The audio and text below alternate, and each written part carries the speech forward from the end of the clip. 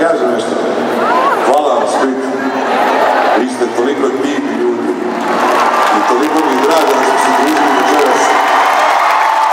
Ovako, iz srca. I nadam se da ste uživali bar delić koliko smo mi uživali na sceni. Nemojte zameriti ako smo nešto pogrešili večeras.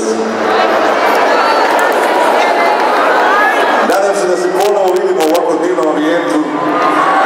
Evo, Ruži.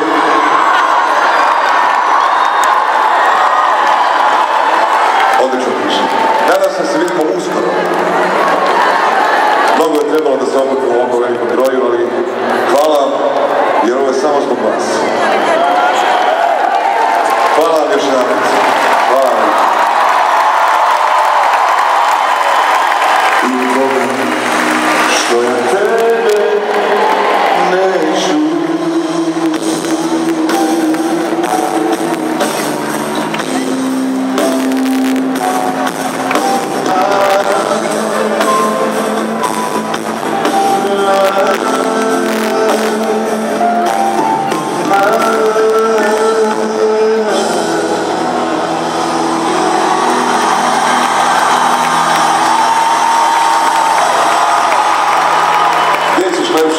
Hvala vam još jedan veliki prijatelj.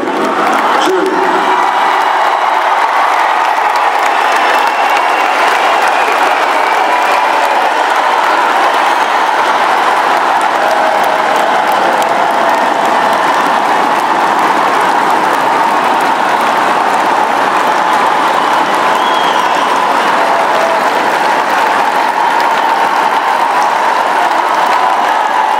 Da kažem,